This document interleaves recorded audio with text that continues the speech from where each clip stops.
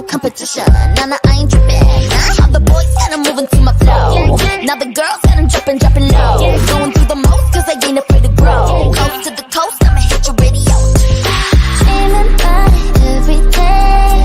I'm over. Now I'm finally on my way. I know that I've been on my grind, I've been feeling myself. I do it all for me, not for nobody else. I'm looking what I see. Hit different. When a little mama got a big vision. Hit different. Aiming high, baby, I go the distance. I've been putting in work, putting in time, putting me first. Now my whole life. Hit different. With the bang, ready. Hit different. Ooh, over there. Who's the hot one with the long hair? Looky. Ooh, that's me. Mirror, showing them a bad bitch. And I don't see the girl that I fell. Sit down and out on the cell. For total mind and body globe down in every cell. Living it up. And I'ma go and killing it cause this is what I do. Dreaming about it every day. I'm over. Now I'm finally on my way. I know that I've been on my grind, I've been feeling myself. I do it all for me, not for nobody else. I'm looking what I see. Hit different. When a little mama got a big vision. Hit different. Aiming high, baby, I go the distance. I've been putting in work, putting in time, putting me first. Now my whole life. Hit different. With the bang, bang. Boom, bang. Boom, bada, boom, bada. Hit different. Boom, bang. Boom, bada, boom, bada. Hit different. Coming in hot, I'ma get in it. Got you feeling that bass when I'm hitting it. With the bang. Hit different. When a little mama got a big vision. Hit different. Aiming high, baby, I go the distance. I've been putting in work, putting in time, putting me first. Now my whole life. Hit different. With the bang, ready. Hit different.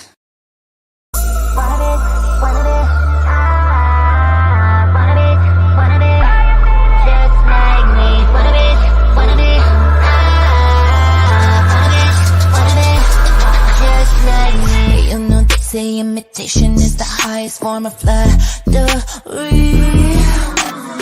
Well, I guess using that equation, you must really fucking love me. How I can blame you on the shit? Check the fit. Got you messing up the visa, trying to cop the vision. Trying to be but everyone can see you're the cheapo repo pizza, and I'm the Mona Lisa. You're talking while I'm walking by. Look a little green, I know you're dead. Now you want what's mine, so take my advice. Get alive. Love me or hate me, but you're still super shady. Got my name on the daily, but you wanna be just like me. I ain't so fakey, want a piece of this cakey. I'm a superstar, baby. Yeah, you wanna be just like me. Wanna be, wanna be, wanna be just like me. Wanna be, wanna be, wanna be just like me. Niggas got me faced. Get up on my lane. I'm a Sachi, you're a safe. I can be replaced. I'm a shred. Check the fit. You're the cheapo repo pizza, and I'm the Mona Lisa. You're talking while I'm walking by. Look a little green, I know you're dead. Now you want what's mine, so take my advice. Get alive. Love me or hate me, but you're still super shady. Got my name on the daily, but you wanna be just like me. I ain't so fakey, want a piece of this cakey. I'm a superstar, baby. Yeah, you wanna be just like me. Wanna be, wanna be just like me. Wanna be, wanna be, wanna be just like me. Wanna be, wanna be, wanna be just like me. Wanna be, wanna be, wanna be just like me. Hey.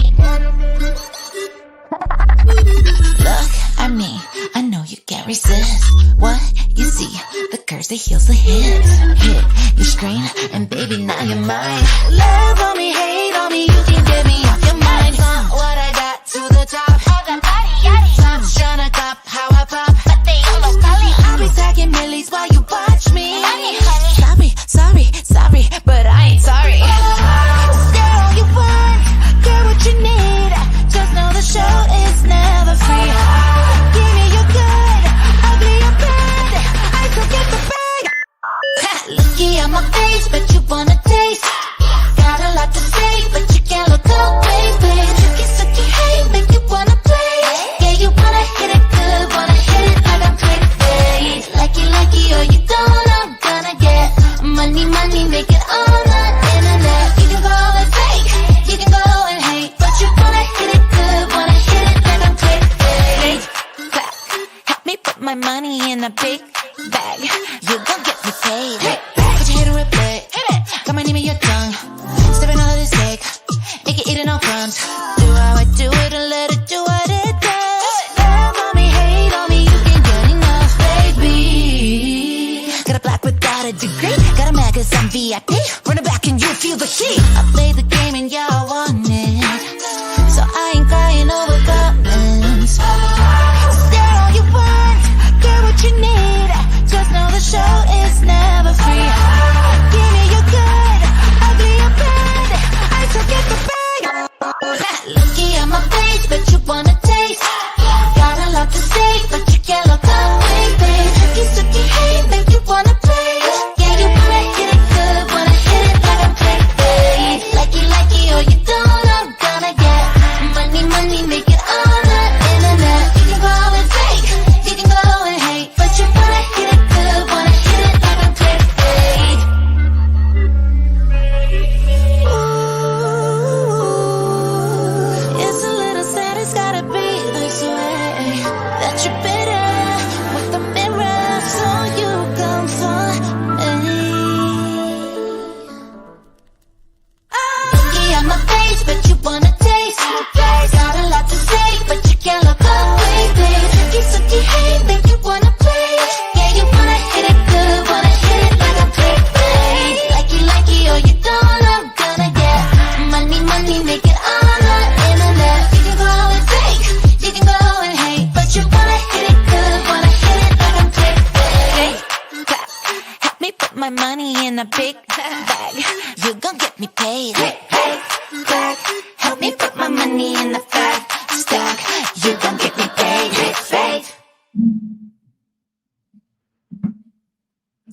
Welcome back to this channel, everyone. It's resident internet psychic medium, a spiritual advisor, Mystic Rain. How you guys doing? Let me know if this sounds okay. Because I was back here fussing. So, like, I know on your side it may just sound like music, but for me, that is troubleshooting music. That is the moment when I realized something isn't plugged in, something wasn't hooked up. Suddenly I gotta take a shit. I'm thirsty. When I tell you those 8 minutes, I be out here running for my life. Like everything. I'm just like, I remember what I forgot to do yesterday. All of that happens in those 8 minutes. I sound good? Good. How you guys doing? There's some, wait a minute. Crystal, you're driving? Oh man. Well, be safe. I love the participation, but girl, be safe. How you guys doing? I just got back from Applebee's. I was enjoying a dinner and then I ended up at a Marshall's. And then I was trying on a Michael Kors scarf and was like, I think I got somewhere to be. And then I'm on here a little bit later than I initially intended to be. But hey, you know we're here now. How you guys doing? Something funny happened to me this morning. So funny. Me and my husband, we got up, we were like, let's go get coffee, right?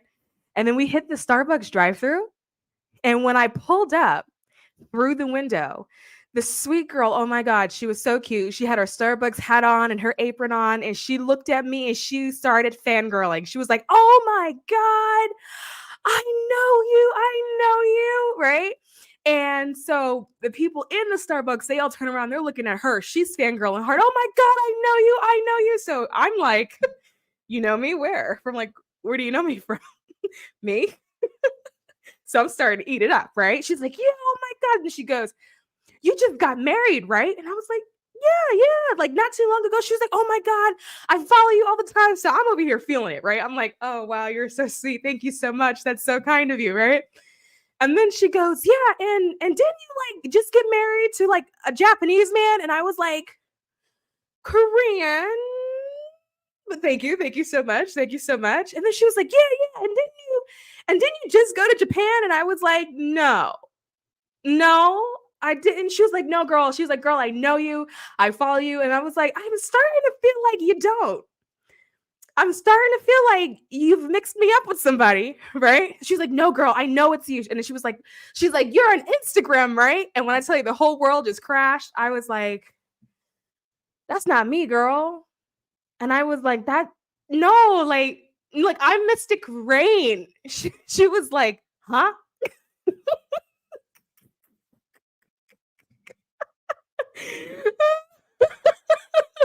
She was like, no, like I saw you on Instagram. And I was like, no, like that's not my platform. So yeah, anyway, by the way, go follow me on Instagram at I am Mystic Rain. I deleted my old Instagram, or like it's inactive, and I started a new one because well, the old one was old and it had old stuff on it and it wasn't like who I am today. So I just stopped using it and it started a brand new one. So I am Mystic Rain. It's like fresh. So when you look for it, I don't think anyone's over there yet, but it's like fresh and there's actually daily content. So go follow me over there. But yeah, she mistook me for somebody else. Yeah. And so when I tell you, when that pull off from the drive-through window was so awkward. It was a combination of me coming down, right, with like feeling a little disappointed, but like not wanting to show that I was feeling a little bit disappointed. And then it was like her very confused, like because she was certain that she had got it wrong. And it looked like she was trying to figure out like whether I was like lying to her, like if I was the person that she actually thought I was, but I was like trying to play it cool. So she was like super confused, but then also like kind of apologetic. And then I was just like so bummed out, right? So I pull off. It's now very quiet in the car. And then my husband pipes up and he goes, "You were excited, huh?" And I was like, man. I was like, you were excited. She thought you were that Japanese man, whoever he is. Okay. She also mistook you too. Okay. Oh my gosh. So that was my morning, but I almost made it. I had a moment. I swear to God, I was like, is this it? Like, this is the moment. So is it Starbucks? And I like looked around. I had a moment where I was like, where are the cameras? And then it wasn't me. I was like, oh. And she also was like, oh. Oh man. Can't open this to save my life. What you guys got going on in terms of new projects? I hope it's stuff. I feel like on an intuitive psychic level, I gotta take this off, that some of yous are starting new things, starting new projects. What?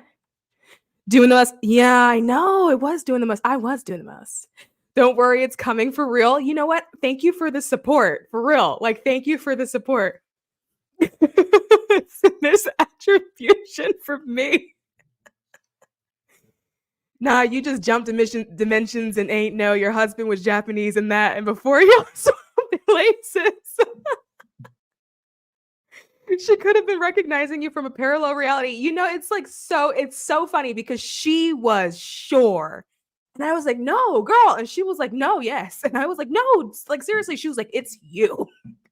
And then so then I had a moment where I was like scanning what I knew of the internet. And I was like, is there somebody that looks like me with an Asian man and just married? Like I was like trying, and I was like, I don't see anybody.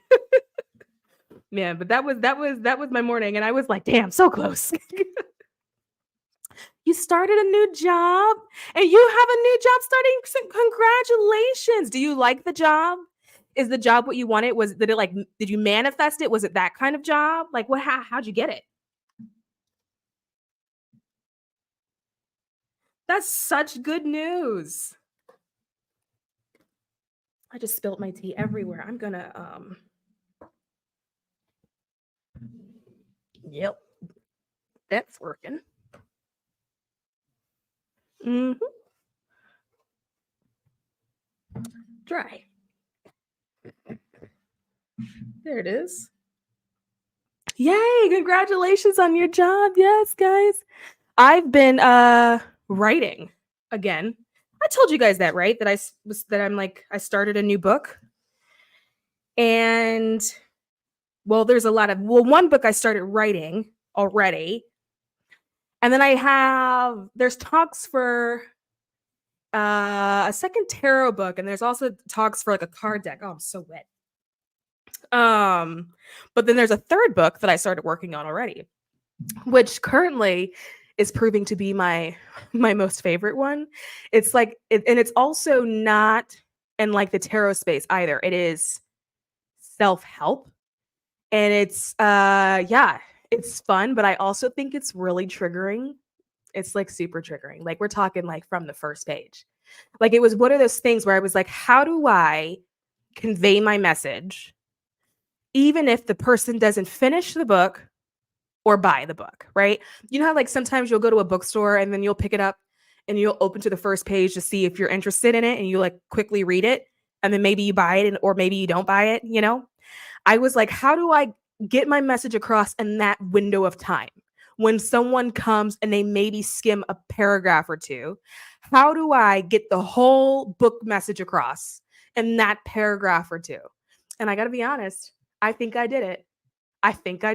It's a type of thing that like you'd pick it up from page 1, you'd be like, damn, really? Like she had to go at me like that? It's that kind of thing. To which I say, yep, I most certainly did. And it's also fun writing because it's channeled. Like half of it is channeled. And when I first started writing it, I literally sat down and from like the first word that went on the page, I was typing like this, eyes closed, and it was just being channeled and downloaded and put onto a page. So it's really exciting. And I'm excited to see like how it ends. And then I'm also excited to see where I'm going to publish it, because that's the one that I don't know where I'm going to publish it at. Not worrying about it being published, but I don't know who I want to publish it with. So, and I'm also trying to figure out whether or not if it even matters. Like, I'm not sure if my current publisher would care about it or would want it.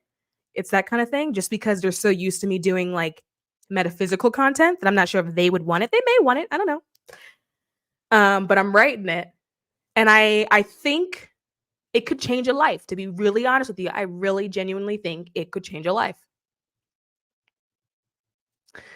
Maya Angelou Rain, she's an author. I'm an author, darling. I'm an author. I'm actually, I am, but I'm like learning how to be like a professional author, I guess is how you would say.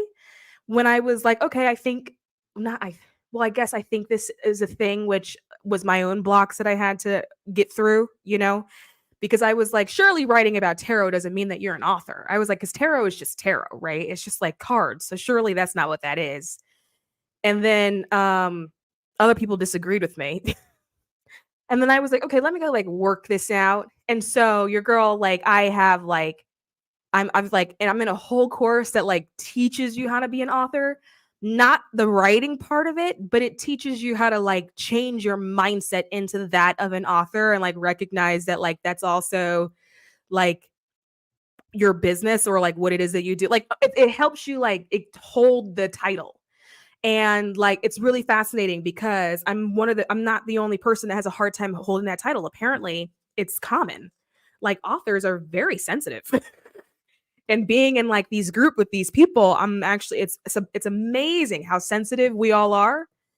So they teach you how to hold the title, because it's hard to write about things and then like sit there and like an authoritative manner without holding the title, without like sitting in your authority. It's hard to do both, because then you battle with feeling like, well, who am I to say this thing, or who am I to tell somebody this, or you flip flop.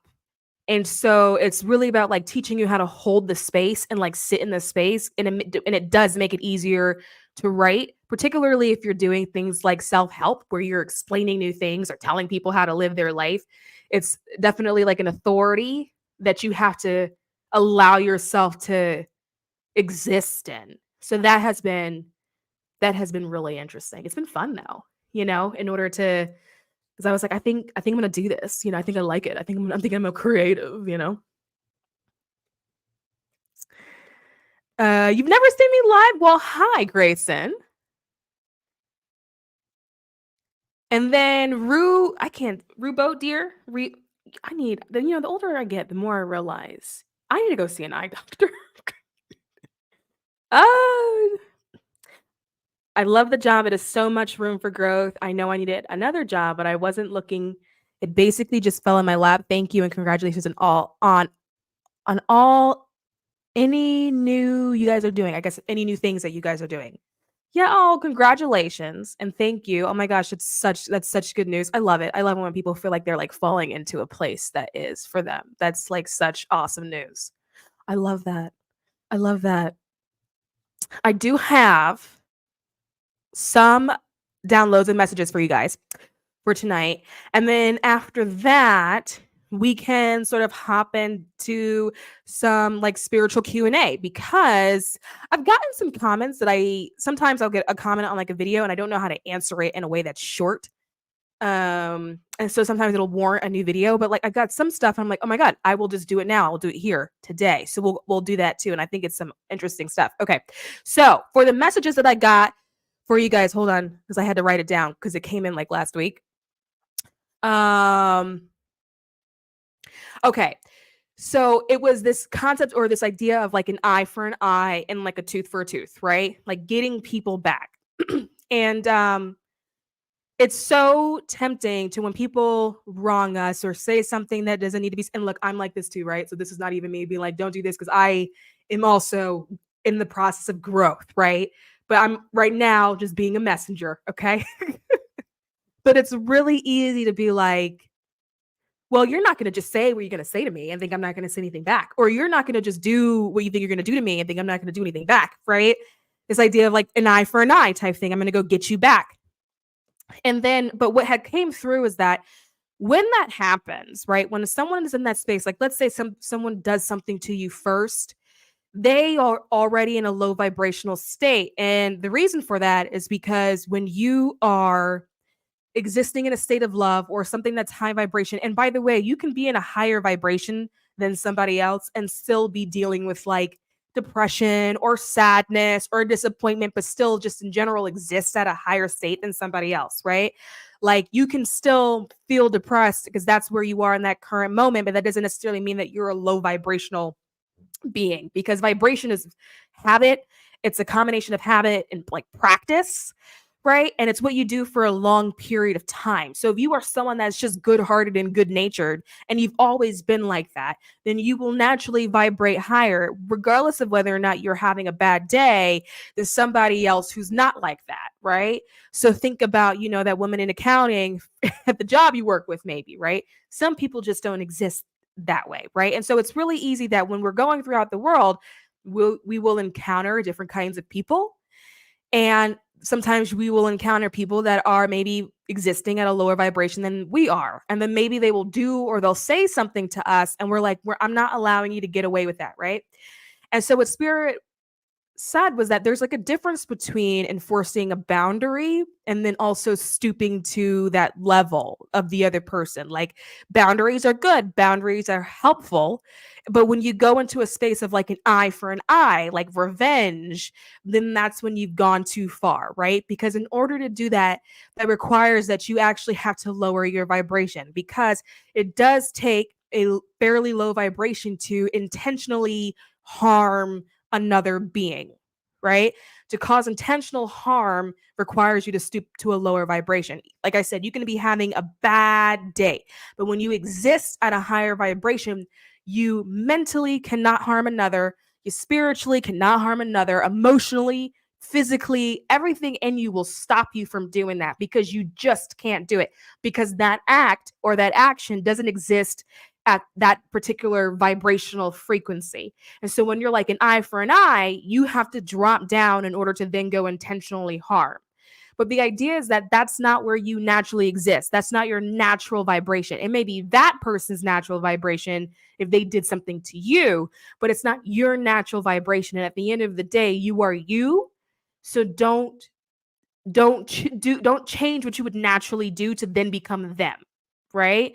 Don't drop.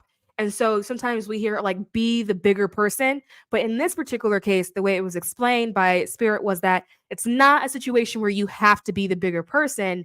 It's about remembering that you have always been the bigger person, that you are currently the bigger person. You don't have to become this thing. It's not like you have to like go up a frequency. It's not that you have to do something that you wouldn't naturally do. Is that you are the bigger person in comparison to someone that is behaving so small, right? And so sometimes people go, well, I don't want to be the bigger person today. It's about remembering that it's not something that you want to do or don't want to do. It's just something that you already are. You already exist at this frequency. And so you stay at this frequency, right? Acknowledge and accept whatever that situation was, and then go, okay, this is not something that I want to experience in my reality any longer, and then change the circumstance by simply making a choice. Don't change the circumstance by going down a level, by literally stooping to that person's level, because you have to go down a vibration, you have to go down a frequency to then intentionally harm somebody, right? Because when you exist at a certain state, you recognize that you harming someone else or harming another individual or harming another spirit is essentially you harming self, right? Because we all are one. And so what you do to them is what you're doing to yourself, right? Spirit also wants you to remember that no one can do something to you if they haven't done it to themselves already, and then it was 10 times worse when they did it to themselves. So if someone says something to you that's nasty or rude or inconsiderate or mean, remember that the shit they say to themselves is significantly harsher and more mean than anything that they could ever think about or dream about saying to you, right? It starts with self, right? Like you can't be mean to somebody else without being mean to yourself first. Think about like when you're in a space where you're practicing self-love. It's very hard when you're in that place to then go be mean to another person when you're practicing self-love, because the vibrations and the frequencies don't match. So anything that they did to you, they did to themselves 10 times worse, right?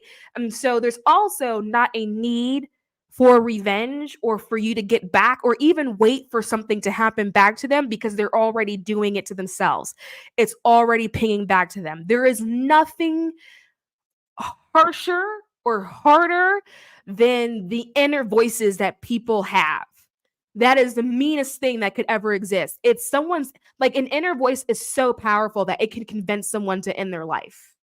That's how powerful an inner voice is. So there is no need for you to go, well, I'm going to get this person back, or an eye for an eye, or I'm going to get revenge. There is also no need for you to go, well, karma is going to get this person back. You don't have to wait for karma, right? Just keep it moving. If you don't like the particular circumstance that you're in, or the people that you're surrounded by, or different things like that, if you want to change that reality, you simply do that by making a choice not to experience it.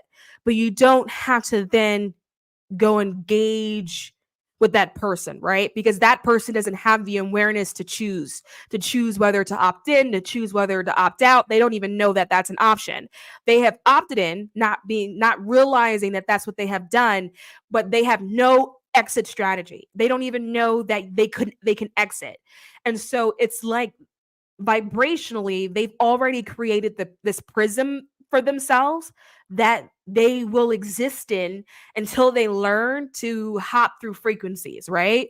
But they won't, but that's their responsibility. It's not your responsibility. And it's also not your responsibility to teach them a lesson. It's your responsibility to learn your lessons, not worry about the pace at which somebody else is learning their lessons. And part of your lesson is understanding or at least remembering that all energies will balance out, because that's what energy does. That's like a natural law. It'll balance out. Now, some people call that karma. It doesn't have to be karma, but energy balances out, right? We just call it karma. When you do bad things to bad people or to good people, it comes back. That's just the way it works, because it has to balance out. It's like scales, right? But there isn't anything that you have to do in order to balance that out. It's almost like it's a waste of mental space. It's a waste of your energy. Simply choose that you don't want to have that in your reality anymore, that you don't want to experience that in your reality, and then just keep it moving. So what else did I say? I have it all written down. And then there was this huge emphasis, and I know I said this, but I had it written down and it's in caps. So I'm going to say it again. They like really emphasize that they are who they are, and who they are is not you. And to remember that you are you, not them. So don't then change your normal behavior or your normal actions to mirror their bad behavior, right? Because here's the thing about humans: the majority of humans are not on their best soul behavior. And a lot of people don't even recognize the fact that they have souls. And so when you start going back and forth with people who are not even aware of the fact that they are spirit, it's an exhausting battle that like you don't really have an ability to win, right? Because they're not playing with the same rules. So you just want to, next time, because everything is a lesson, right? When you spot the patterns, you say, okay, I'm choosing to opt out of this particular reality and this particular experience, and I'm going to go my own way.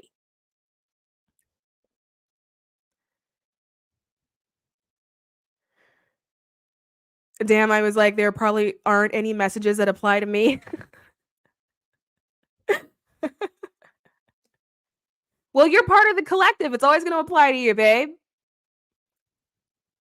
I love how you deliver your messages from spirit. Oh, thank you, honey. Yes, love this message transmission. Thank you. Yeah, yeah. I've got a question. Can I ask? Yes, you can ask.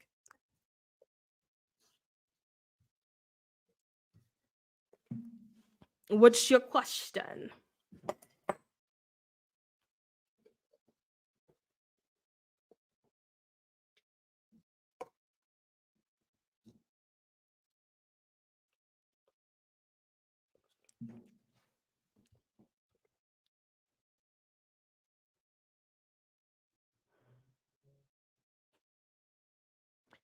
No pressure. We're just all waiting on you.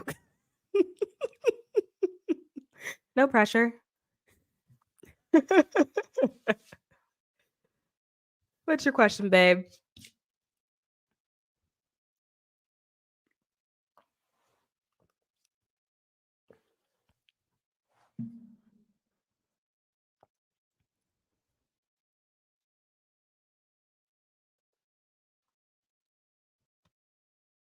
All right. In the spirit of you, maybe typing, or maybe you stepped off. I'm not sure. I'm going to keep going. And oh, there it is. There it is. Okay, we'll do it now. What's the difference if you take a refrigerator with a hunger mode that heats up food? Is it possible to spiritually move things around? Okay, hold on. What's the difference if you take a refrigerator with a hunger mode that heats up food? What? Okay, all right. Water. Okay, hold on. What's the difference if you take a refrigerator with a water mode that heats up food? Spirit. I don't understand this question. Can you reword it for me? I don't understand that question. What's the difference if you take a, because I don't know what water is subbing out for. What word water is supposed to sub out? I don't know. That heats up water? Hunger mode that heats up water? I don't know what. Yeah. No water. Can you write that? Can you write it again for me? Thank you.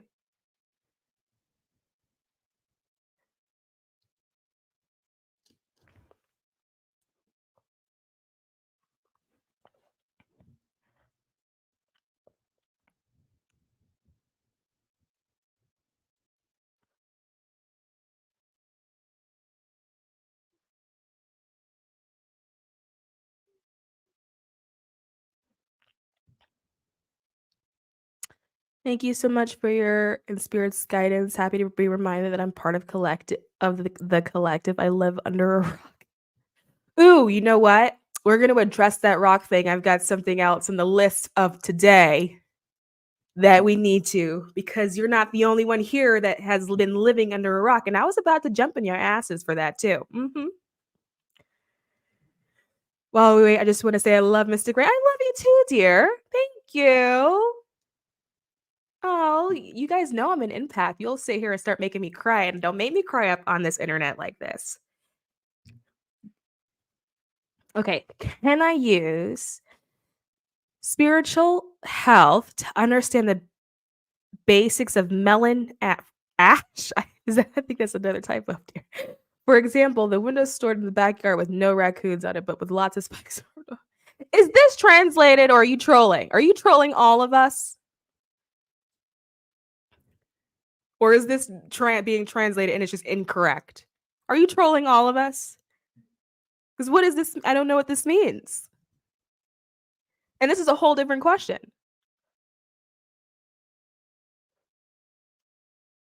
And I don't know what to do with it. Because I don't understand. I don't know. Okay. You're the translator? Oh, babes. Listen, you're stressing me out. You're making me have to pull my wig forward, okay? Which flows down to the I don't know what you're talking about. No, I'm the translator of my soul, which flows down to the stream. I don't know what you're talking about. I'm going to have to assume that you're a troll or a bot until we can get this together, okay? Because I don't know. I can't help. I can't help. But I'm going to keep going. Okay. So that was that part. And then the next part, going to living under a rock, right? Which is where I was like, oh, this is where I get you tonight. So here's the thing about this collective. It's a very particular collective in the sense that there's so many of you that feel like you're not people, right? Like a lot of you say, well, I'm not a people person, or you think that you're a loner, or you think that you just are someone that doesn't have a lot of friends, right? You like to move alone. You like to move in silence, right? It just seems like there are rocks that a lot of you have been under, but it feels like you have placed yourself there, right? Either by being tired due to previous relationships or connections with people blowing up in your face. But there's also this feeling that like people won't like you. Like people say, well, I don't think anyone's going to like me, or I don't think anyone's going to want to be my friend, right? There's a feeling of like going out to an event, but then being a wallflower, or like sitting in the back of a room and like not really knowing how to start conversations, or getting heart palpitations if someone looks at you too long because you're like, oh God, please don't start talking to me because I don't really know what I'm going to say, right? Like this feeling of like staying out of the way, but doing so with this assumption that people won't like you anyway. So then like, what's the point of trying, right? And so I have a fix for that, as well as I'm going to call you out a little bit. But if it's something that you want to fix, right? And I say that because it's lonely. It's lonely living a life being isolated. And when good things happen to you, you have no one to call. When there are bad things that are happening and you need a shoulder to cry on, there's no one to call. There's no one there. And when you need support, when you reach those moments in life where you're like, okay, I could use some support here. You look around and there's no one there. And part of the reason why there's no one there is because you have put up all of these walls and all these energetic blockages to prevent people from getting close to you. And so now you don't have a wide group of people that are close to you. Right. And then so some of you have then created this story of like, well, I'm not that likable, or I'm like this. And so I'm not everyone's cup of tea. And like, there's like this narrative that people may not love me anyway, but whatever. I don't care if people like me. It's not that big of a deal. You know what I mean? Like, do what you want. It's like this kind of feeling. Right. But what I would like to offer to that is that people like people who like people, right? So if you were to change how you view people, right? And didn't look at everybody so scary. Because what happens is that someone wrongs you and then we close off, right? We go, nope, nobody else is coming in. We're not letting anybody else in. And so we close off. But we have to remember that moments like those of that are lessons. They're not meant to isolate us from people for forever. Like, we are primates, we are animals, we are pack animals. We're supposed to be in communities. We're not supposed to be alone all of the time. It's not natural.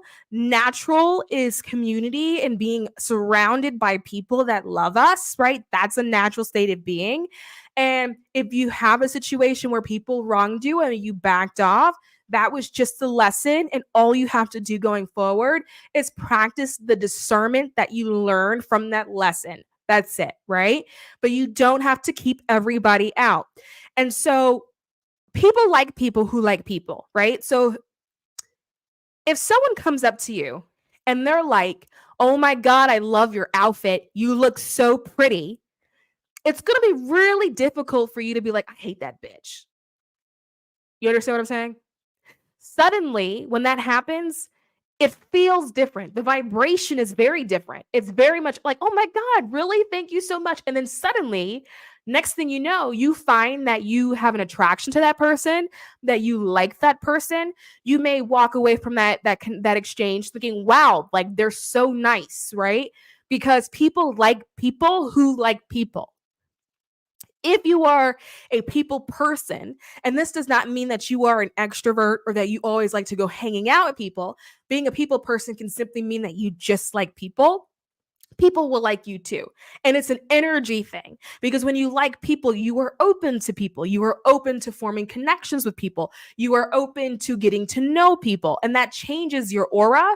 It makes it feel open as opposed to closed. And so when you are in situations or social situations or just places where like a grocery store, for example, and people walk past you, they are sensing, regardless of whether or not they're aware of it, an open aura, something that feels inviting because you like people, right? And so therefore they naturally gravitate to you and they like you back, right? It's just a natural thing. When someone comes up to you and they say, you know, I really like you, you're such a cool person, it's very like, when is the last time someone's done that to you and then you thought to yourself, I really don't like that person. I really can't stand that person. I really hate that person. Suddenly you like them. And if somebody else comes to you and asks you about that person, you go, I don't know, maybe I don't know a whole lot about them, but I really do like them. They're really nice, right? Because people like people who like people. It's really that simple. And so all you have to do is accept that not everyone's the big bad wolf, right? That whatever that situation was in the past that caused you to close up, or even maybe it was a bunch of situations that caused you to close up. The point of those situations was simply for you to learn a lesson. Through that lesson, you now have better discernment. And then going forward, all you do is then deploy that discernment. So if you come across a person who is mirroring patterns that you know are red flags, then you just choose not to have that experience in your reality. But that doesn't mean that you then close off to people in general. Because I always say to you too, opportunities come from people. All the good stuff in life comes from people. Falling in love, that's a person, right? So if you close yourself off from people, particularly because it's a dangerous narrative because so many people have it. I'm an introvert. I'm a loner. I'm not a people person. I just like being by myself, right? But then really on all those times, that Friday night, right? You're at home by yourself and you feel really lonely and you think, I wish I had a friend, a significant other where I can share time with, experiences with. And you think, well, why is it so hard for me to meet friends? Why is it so hard for me to find a significant other? It's because your energy field has been closed off. And so it's hard for you to find people. And you go, well, but I did introduce myself to someone or I did try to date. But if your energy field is closed, there is something energetically that is off-putting to other people. And again, because it's energy, they may not even be aware of it. You may not be aware of it, but it's causing blockages, right? So if you're sitting there going, well, I'm just not a people person. Well, that's why there are no people around you. Because you've adapted this ideology that you're not a people person, right? But if you want to change that, then you have to change that belief. You become a people person. And a people person just means you now like people. It doesn't mean that you've changed from an introvert to an extrovert, right? It doesn't mean that you suddenly like to go out and party. That's not what it means. It just means that you recognize that people are cool and people can be fun and people can be entertaining and people can be good friends of yours, right?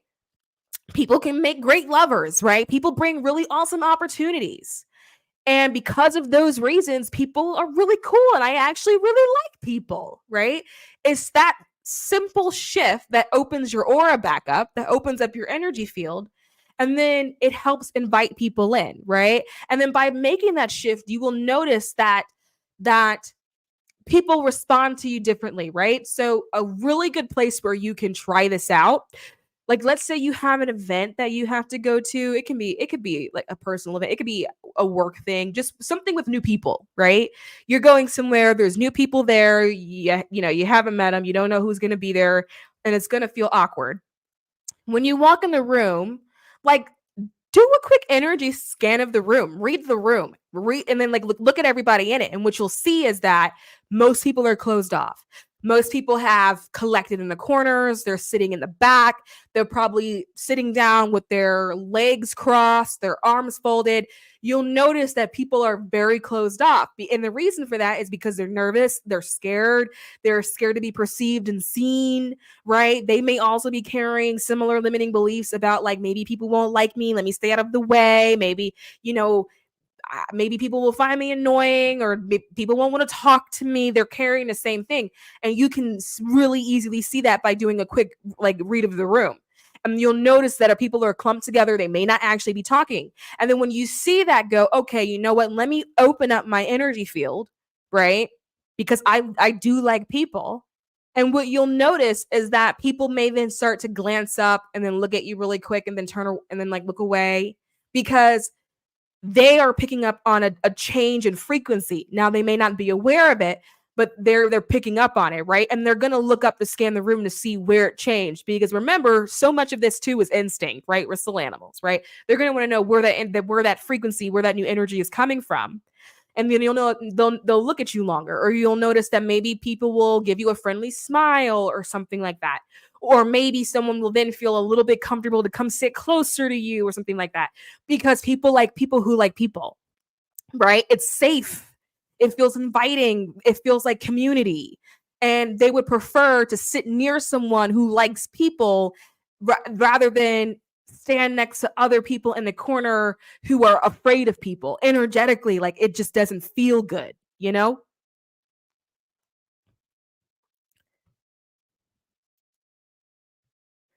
Yeah, that's me. I'm super loner by choice. You're right. Yes, of course I'm right. Yeah. I feel so called out. I'm trying to grow out of that. I want to be able to just converse with new people. I want to be a people person. I've stopped calling myself an introvert to change my mindset about it. Personally, I think that you can be an introvert. I don't think it means that you can't be an introvert. I think you can be one. I think it's just, I don't think being a people person and being an introvert or an extrovert are the same thing. I think it's just, when you like people, they like you back. When you like someone, they like you back. It's just so natural. If I go, hey, I really like you, you're like, oh, really? Thanks. And then you like me back. It's so simple.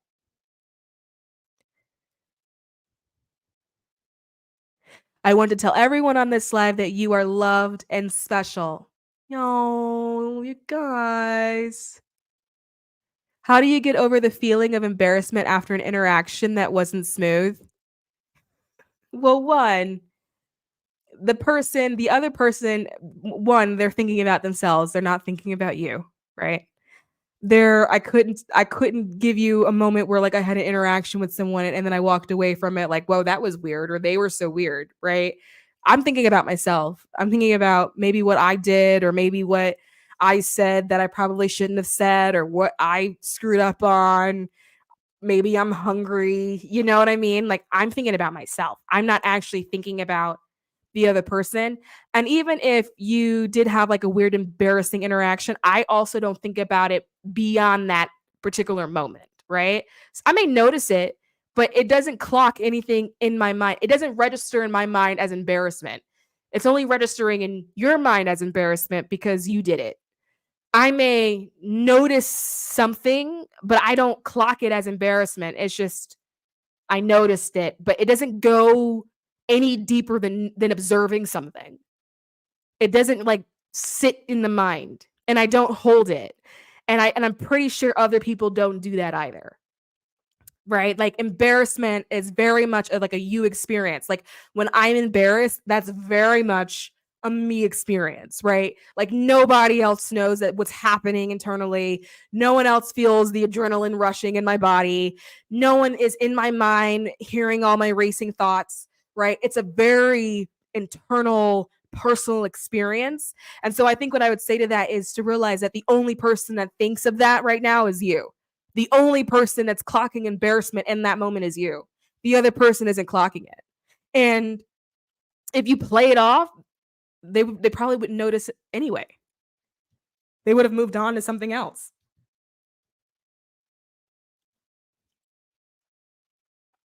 I feel called out. I feel called out with love. Good, good, good. Awkwardness is okay because you're human. Yeah, you're so human. And it's, well, maybe. Are you human? You know, we do get ETs over here from time to time, but even if you're an ET, it's totally okay too. Like that's just part of growth. That's part of learning to love the self, right? Learning to accept the self. You know, sometimes it's about not taking yourself too seriously, recognizing that everyone has faux pas, like social faux pas, right? And it's totally cool, and learning how to laugh at it because half of the time it's funny anyway. And when you laugh, other people laugh, you know? Sometimes it's really not that deep. And that's so hard to hear because when it's happening to us, we feel like it's really deep. But to other people, it's not that deep. I know you're right, but it feels weird to go out in the world open when I have all these wounds that seemingly attract negative experiences. I will try it though. Well, I think right there, that's you can try like reframing, right? And so, all right, I'm gonna go into a quick rant. Well, it's gonna be a rant. I don't know how quick it's gonna be, right? So, like I in our world, right? In the world of spirituality, we use the term healing because we don't have any other vocabulary words yet, right? That's the word we got, that's the word we use. But to be quite honest, I don't think that I personally feel like there's anything anyone needs to heal. I use the word because I lack language, right? I don't have another word to use. I don't I haven't heard anybody else use a different word that resonated. I haven't seen another word in the dictionary that looked like it made more sense. And so I use the word healing because that's all I've got, right? But and we use this word a lot in the spiritual community. I've got to heal, I'm working through my stuff. I've got to heal, I'm working through my stuff. But I think the issue with that is that as spirit, there isn't anything to heal. We're already whole and we're already complete. We are spirit, right? So we are all that is. We are the highest greatness. We are God. Whatever we are supreme, whatever of that word it is that you want to use, that's what we are. We are an aspect of that, right? We are whole already. There isn't anything to heal. Part of this journey here is just awareness and it's learning, right? But the problem with the word healing is that we use it for different things. So we use it in spirituality, but we also use the word healing in medicine, right? And in medicine, when you are healing something, it means something is broken. It means something is sick, something is wounded. And so what I think has happened is that we have taken the medical definition of what it means to heal something, and we have then applied that to the spiritual journey. And so we think that we are broken, we are sick, we are wounded, when that's not what's happening. We are just remembering, we are waking up, we are growing in awareness to something, we are learning, we are practicing how to exercise things like discernment, but we're not inherently broken, right? We're not sick, we're not wounded. And I think because we use healing with also medicine, we mix them up and then it influences how we feel about ourselves. And so in the spiritual community, We're always healing. But the problem with always healing is underneath that, due to language, it implies that we're always broken. We're always sick. We're always wounded when we're not. We're not broken. We're not sick and we're not wounded, right? We are just having experiences. We are just growing in awareness. We are just remembering that we are an aspect of all that is. And there's nothing sick or wounded about that. That is the most powerful thing that can actually exist, because there are so many people who aren't even close to having that realization and who will never have that realization in this lifetime ever. They will go their entire lifetime never having an opportunity to understand the power that lies within them. And, that can be unfortunate. But I think that because of that, we oftentimes carry around these ideologies that there's something wrong with us. And I think that goes farther. I think it then ends up feeding and seeding ideas like worth, not being worth something, not being worthy, not deserving something. It messes with our own like self empowerment, right? Because we think that we're wounded. But I feel like personally that that's an issue with language, because we just don't have another word to use. But I don't necessarily think that it's like wounds, right? So if that's something that resonates with you, I would suggest taking that and then use that to help you reframe your experience, right? You're not carrying around wounds. You're carrying around all of these beautifully learned lessons that has helped you grow and evolve into the being you are today. One that is smarter, one that is wiser, one that is tougher, one that is stronger, right? And that you can then go be that really awesome being and then reintroduce yourself into the world, right? And then lead with that, because there aren't any wounds. This is why you feel like you heal something and you feel like you did all the work. You feel like you've been healing for years. You did all the work, right? And then you turn around and then you're like, why is there something else to heal? I got something else. It's because there aren't any wounds. And so it's always going to feel like you can't get to the bottom of it. That's why it feels like people feel like it's impossible to heal in its entirety, because you can't get to the bottom of it, because you're trying to get to the bottom of something that doesn't actually exist in the first place, right? I think it's just an issue of language.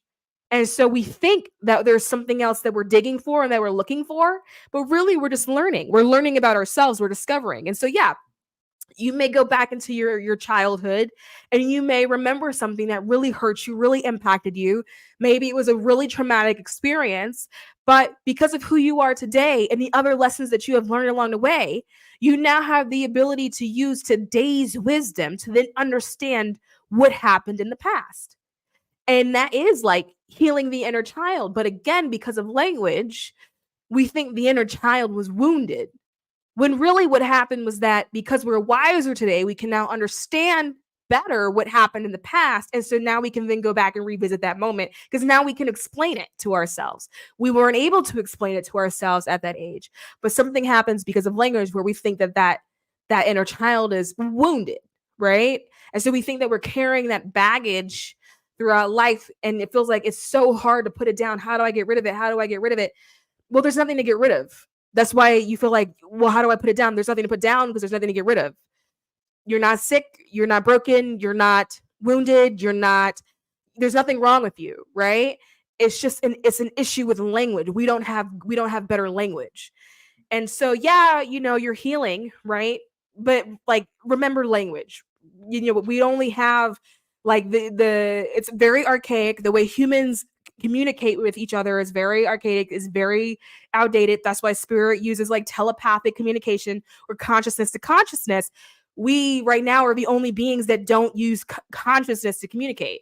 Literally every being on earth uses consciousness to communicate, and we're the only ones that don't, right? And so our language, it doesn't work for all circumstances.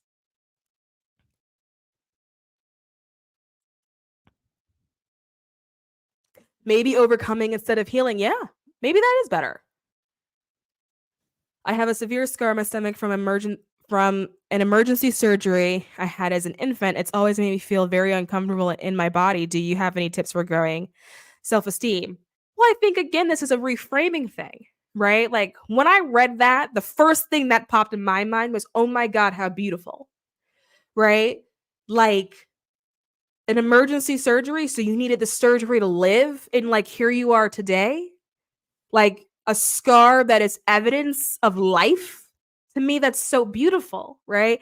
A scar that is the reason why me and you have an ability to communicate with each other today. A scar that is the reason for why me and you have even crossed paths in this lifetime today. Like that's beautiful, right? Like you're here because of that scar. I think it's a reframing, right? Like it's life. It gave you life. It didn't take it, right?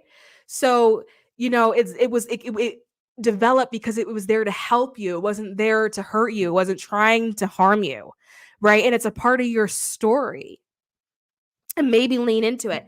I remember, and this was years ago, right? And this was something that I channeled because it's taken me years to get comfortable sharing my story. And to be quite honest with you, now that I share it, I don't really know why it took me so long to be comfortable with it because I feel like it's just a story. I don't really see why I put so much weight on it.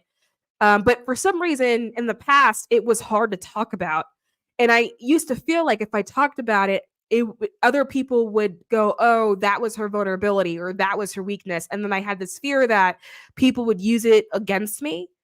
But anyway, going through the process, what I realized was like owning my story was a very like powerful experience because me not wanting to stand in my story, my truth, things that happened to me was me giving away power, right? And then to be quite honest, I don't even know who I was giving it to or where I was giving it, like where I was giving it away to because I'm giving it away, but it's just going off into the ethers. I don't know what I thought people would do with the information, but I thought it would hurt me, right? I think this is a situation where maybe you just have to stand in who it is that you are, which would be a little difficult in the beginning because there's so much that's built up around the story of the scar. There's so much that's built up around that, like this narrative.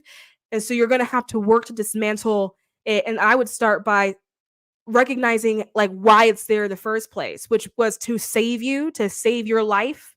And that means like you need to be here and that you have a gift or a craft or an art or a message that is supposed to be shared, right? Because I am very much someone that believes that when your time is up, your time is up. Once you've ticked all the boxes, you go, right? And if you're still here, that means you're nowhere close to ticking the boxes.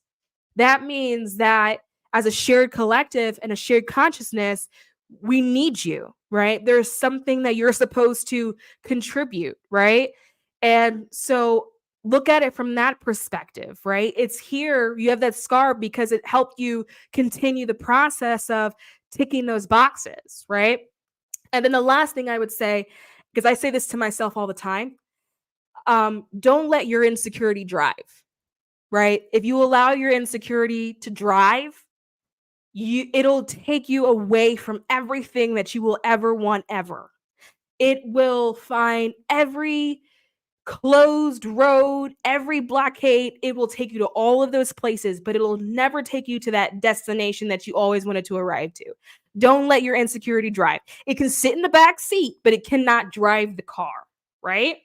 And so that can look like not allowing it to make decisions when you want to do something.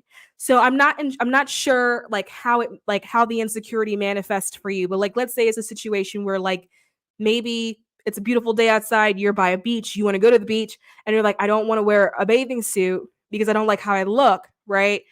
That would be a situation where you don't let the insecurity drive. It can sit in the back seat, but it can't drive, meaning it cannot be the one that makes the final decision of whether or not you can then go and enjoy that experience, right? You make the decision that you're going to go and enjoy that experience, right? It can't drive.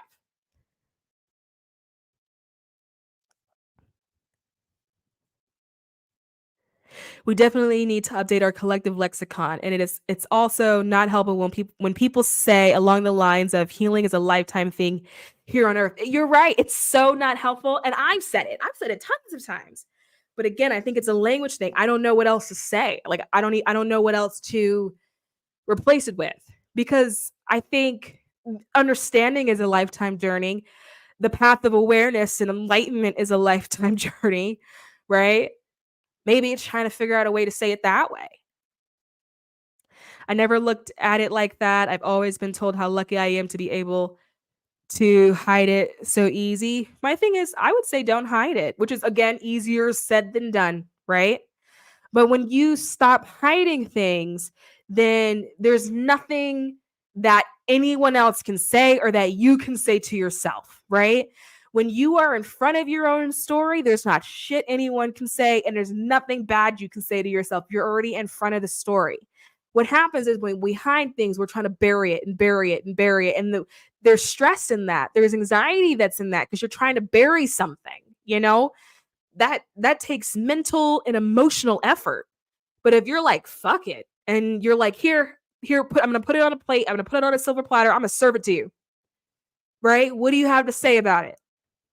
Most people don't have anything to say about it. And if they do say something to it, chances are they can't say anything worse to you than what you've already said to yourself about it. There's nothing worse that you can hear from somebody that you haven't already said to yourself, right? So at that point, what are we hiding it from, right? Serve it on a platter. You may get hives, right? Like that initial serving it up and like putting it out there may give you a lot of anxiety. It's not going to feel comfortable, and it's not going to feel comfortable because it's the first time you've done it, right? But when you do it again and again and again, what happens is that you're now practicing a new behavior, and then eventually it becomes habit. It's a new habit that you formed, right? So I would say don't hide it. Not, I mean, like, is it because I feel like hiding it would be suffocating, you know? Like, don't you just want to be you? And it's easier to be you when you allow yourself to be you, which is easier said than done when so many people spend their whole life hiding behind masks. Not because you want to, but because society said you had to. So then you got to figure out how many masks you're hiding behind, how many layers you have to peel off, right? And like that can be a process in and of itself before you get to who it is that you are as a person, right? Like I've gotten to a point where with me, I don't know what you could say, to be quite honest. I don't know what you could say about me that I haven't already said, already shared, or would actually care about. And that was because I had to allow myself to stand in front of all the things that I felt insecure about, right? I had to stop letting my insecurities drive. It can sit in the back seat, but it can't drive.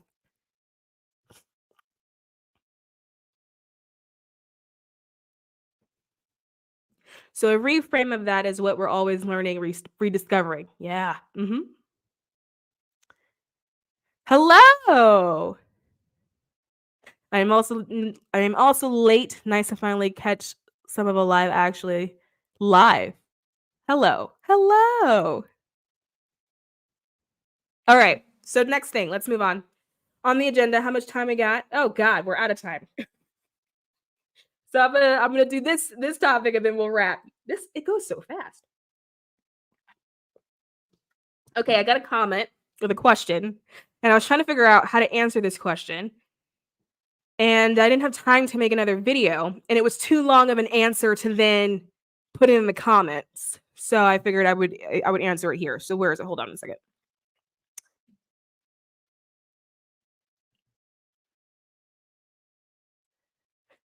Okay, so here's a question. So I posted a video about like finding your money blocks, and then there was a follow-up question to that video.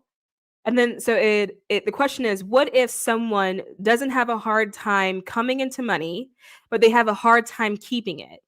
Meaning they can get a bonus at work, but then a tire blows out, so they have to spend the money getting it fixed. Something comes up where they can never hold on to it to do what they like with it. Would this be a money block, or would this be something else? So what I would say is that this particular thing is actually not a money block, not if you can come up with money. Like if you don't feel like you have a hard time bringing in money, I wouldn't say that this is a money block. I would say that what it is a scarcity thing, that it's a scarcity mindset. So if it's a situation where you feel like you can bring in money and then you have a situation where like a tire blows out and then you have to then spend the money that you just brought in order to get it fixed, I think that's more of a scarcity thing. And the reason why I say that is because, one, money is not supposed to stay in, right? Money is an energy. And so because of that, like we have the saying, money comes and money goes, but people focus really hard on the going part. But it's not like money comes and money goes because it goes. It's money comes and money goes because money ebbs and money flows, right? And it does that because that's energy. That's what energy does. It's like when you go to a beach and you're watching waves, when the water pulls back in order to let the new wave come in, when the water is coming back, we're not panicking that we've lost water. We're not sitting there going, oh my God, where's the water? Are we losing water? Like that 3 feet of water that just, like, we're not panicking over that. There's a knowing that it's coming back, right?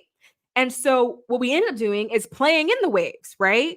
We hop over it and then we enjoy that process. We enjoy the wave going out, the water going out, because we know another wave will come back. And if we're playing in the waves, it may be a situation where the next wave that comes is bigger.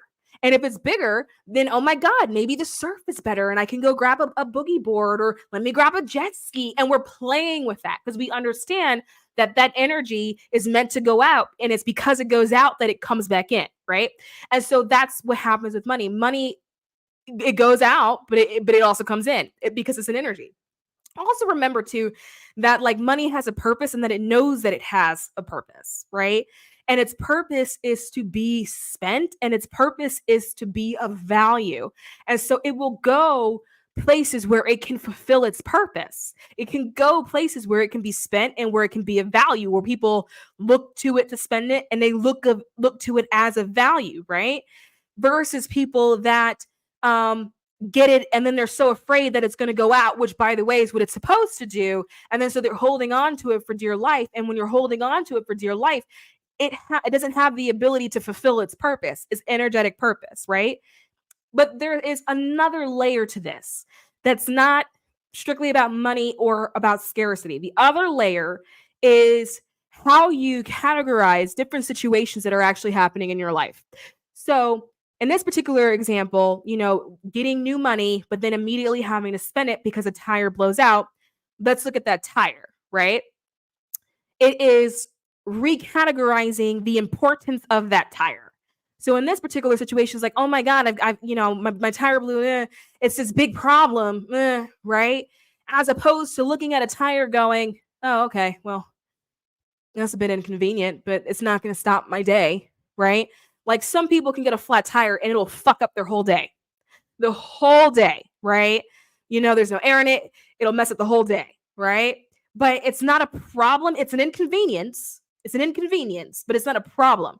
So learning how to recategorize different things that's happening in your life, learning how to downgrade situations from being a problem to simply being an inconvenience, right? An inconvenience may slow you down, but it's not going to end things for you, right? Like if I blew a tire, I would feel like I was inconvenienced, but I wouldn't feel like my day was ruined. I'd be like, well, let me get it sorted out. Shit, let me call AAA, right? It's your attitude to how you're approaching situations too. And that can go for all areas of life. So downgrade its category. So it's not having so much power over you, right? Power over your experience with it. Because if you downgrade the category of like how important it is, if it is a situation where you then have to use that money to then fix it, it's not that big of a deal to you, right? It's just like, oh, great. I blew a tire. I need some resources to sort it out. Oh, great. Here are some resources. I'm going to sort it out, right? Because the definition of abundance, at least if you are someone that like listens to like Bashar teachings, is simply having the resources to do what you need to do when you need to do it, right? Like, is it possible that like, because of how spirit works, there was already a knowing that the tire would blow, and so you got resources to deal with that prior to the tire blowing, so when the tire did blow, you were good to go? So again, this is also like another exercise in reframing what's actually happening around you.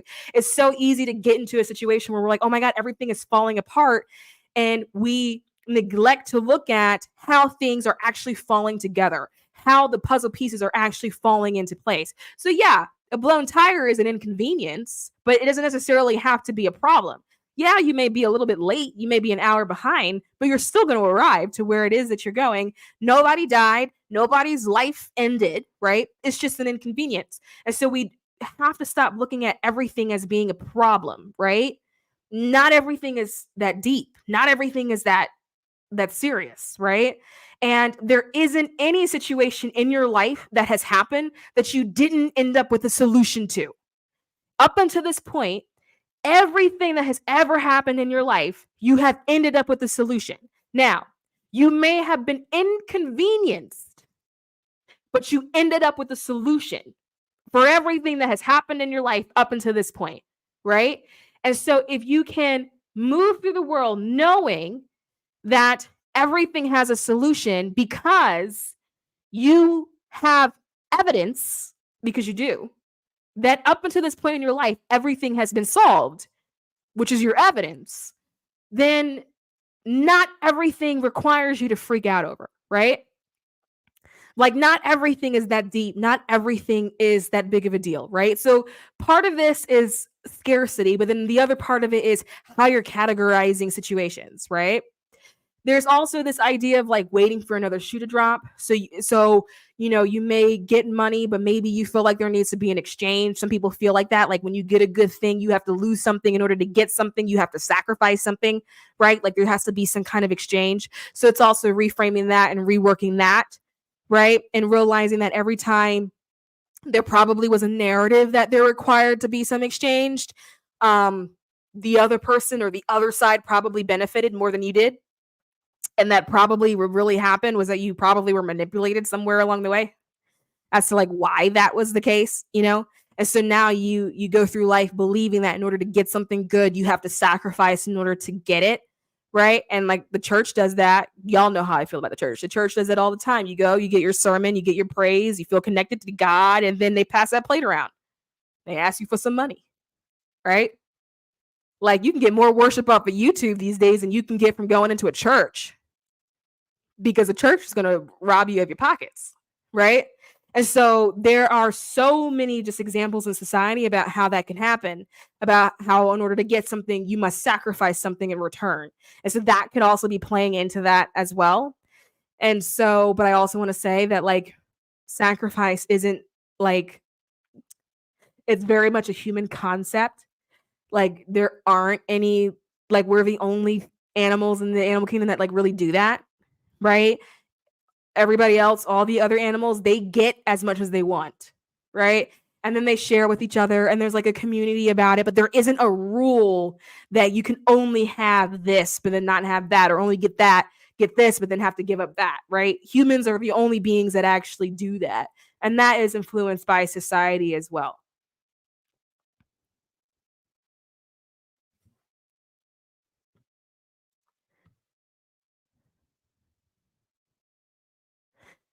Okay, late into the live. When did you feel confident in starting tarot for others as a business? Ooh, I'll come back to that one. Sidebar, praying for all those affected by hurricane. Helene. Oh, I didn't know about this Money Black video. I'll check it out. I watched the How to Shuffle short and giggled at how you were explaining it. I loved it. Awesome. That is so well put. Good. I'm glad you get it. Any advice for college girly going in circles about what she wants to do with her life? Okay, we'll get to you next. Oh, wow. That makes so much sense. Thank you. Good. I'm glad it's making sense. And I like that reframe a lot. Good. I'm glad that's making sense. Okay, KMM. When did you feel confident in starting tarot for others as a business? I'm still learning tarot and read for myself, but feel called to read for others. Struggle of failure and insecurities. I don't to be okay.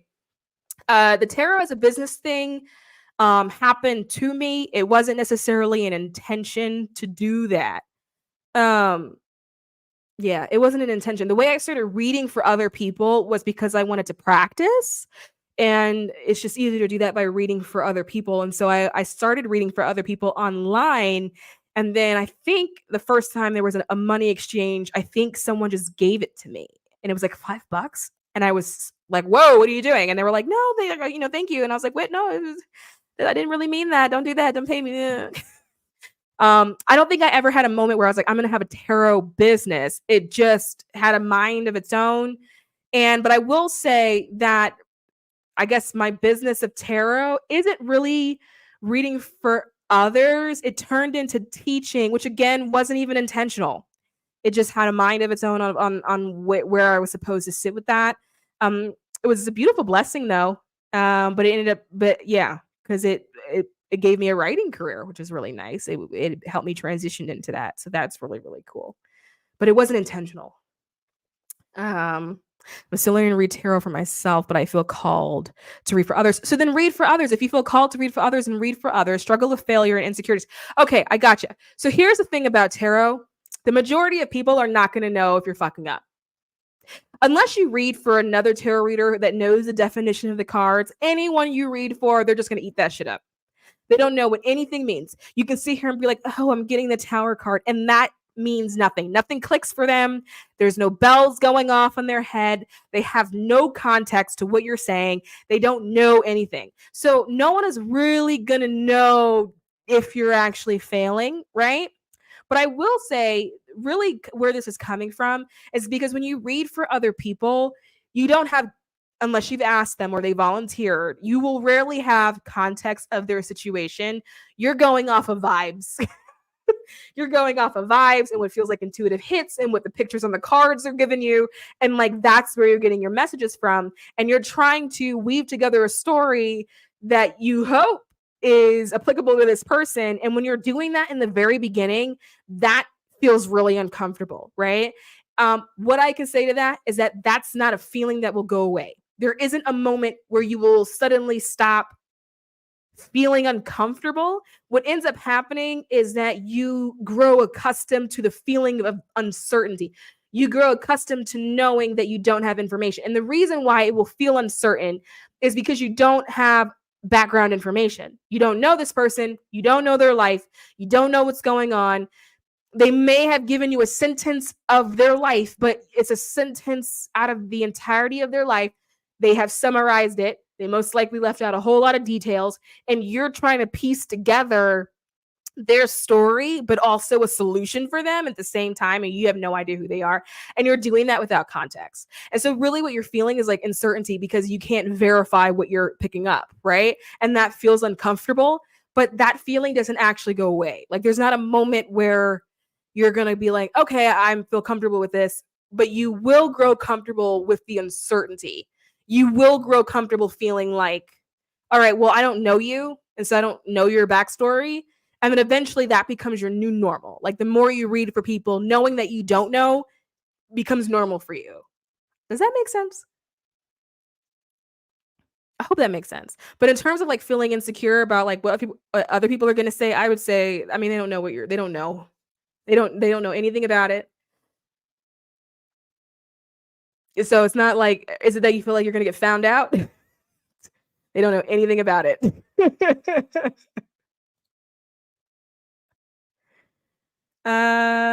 10 short. Okay, what was the okay, good. I'm glad that makes sense. Okay, so MKS, any advice for a college girl like going in circles about what she wants to do with her life? Go in circles, babes. You want to know the tea? None of us know what we want to do. And the ones that know what we want to do may change our mind in 2 years. Or we may accomplish that thing and then realize maybe we don't really like it as much as we thought we were going to. And so we change again. Like none of us know what the fuck we're doing. You know, I know like, especially at that time, like in college and when you're in school, I know like, I remember coming out of high school, going into college, there's so much emphasis on like figuring it out, knowing what you want to do. People ask you, well, what's your major? What are you going to study? What kind of jobs do you want when you get out of here? What career are you going for? And people are asking you a lot of questions and you're like, I don't even know. I don't even know what the world looks like. Right. And there's so much pressure to have it figured out. But I feel like no one has it figured out. Even the ones that look the most adultiest of adult, like no one has it figured out. And if you get it figured out, you may have it figured out for a couple of years and then you change your mind again. And then you have to figure it out again. But there's never a moment where you will arrive. That you won't arrive. None of us arrive, right? We may end up at a pit stop. We may end up at a truck stop. And we may be really happy about that truck stop. We may have been driving on the interstate for like hours, and then we like Google a truck stop and we see it coming up and we're like, oh, the bathrooms are clean. The reviews say the bathrooms are clean. I love it. They got good truck stop food. We're going. And we may have that planned out. And we may get to the truck stop and be surprised because they got showers. And we're like, oh yeah, we're killing it. This is awesome. And then we may hang out there for a year or two. And then after we've eaten all the food and we've gotten bored with it, the process starts again. And then you start searching again. And then you're like, okay, well, what's next? And then that starts this whole new journey of trying to figure out what you want to do with your life, right? There's never a moment when like you arrive. And if I today could go back to my college age self, I would be like, girl, chill. Like, relax. Like, you're good. It's fine. Like, don't worry about it. Like, don't rush. Like, what are you rushing for? To pay taxes? Like, I'd be like, chill, bro. But none of us get there.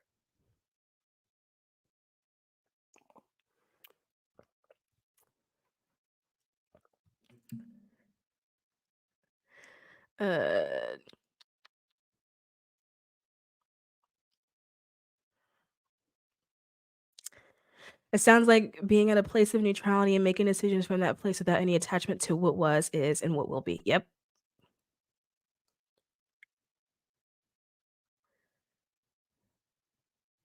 That helps a lot. That's my biggest fear when reading. Good. I'm glad that helps. Yes, knowing what you don't know makes sense. And also, if you're not comfortable reading for a question, don't do it. That's what someone told me. Yeah, don't do it. Yeah. So I guess we'll go back to the reading thing. Reading is interesting because we have to remember that when you're reading for other people, that's your energetic space that you're holding, right? You're opening up yourself to that other person. I think people think that it's flipped, and yeah, there's an aspect to that, but like you're opening up yourself to that person. So that's your energetic space to control, and you can control it however you want to control it. And you don't have to answer questions that people are asked. Like, if you don't feel comfortable doing it, you don't have to do it, right? And it's more than just a question, it's a person. Like, if you get a person and you're like, nah, this vibe isn't working for me, don't read them, right? Like, one thing I say is that, like, I will refund quick. I will refund you before you even know I refunded you, and then contact you and be like, hey, by the way, I'm not really feeling that, but I just sent you all your money. You'll receive it in X amount of days, blah, blah, blah, blah, blah. Because yeah, it's not, if like the vibe isn't working, the vibe isn't working. And also, like, even if it's a situation where it's in person, cut it off, right? Like, or if people are giving you a hard time, cut it off. Like, sometimes there'll be situations, this has happened to me, but this has also happened to many other like psychics and readers that I've seen just over the years, where someone will come to them, they'll start reading, and the person's like, no, you're wrong. No, well, what about this? No, you're wrong. And then sometimes what happens is that person is trying to get the reader to prove themselves, like, prove to me that you are who you say you are. And like, cut it off. Be like, you know what? I'm not connecting with you well. You know, I don't want to waste your time. Let's cut the reading. I'll go ahead. I'll refund you the money if there was an exchange. Right? Like, but here are some other people that I'll recommend. Cut it off. Like, don't be able to be like, nah, this doesn't work for me. And don't answer things that you don't want to answer. Don't do things that make you uncomfortable. Because one thing I'll say is that being a reader is funny because people will ask you things and tell you things that they don't even ask or tell their therapist. Because readers are like the last resort. You go to a reader when like everybody else hasn't told you what you wanted to hear.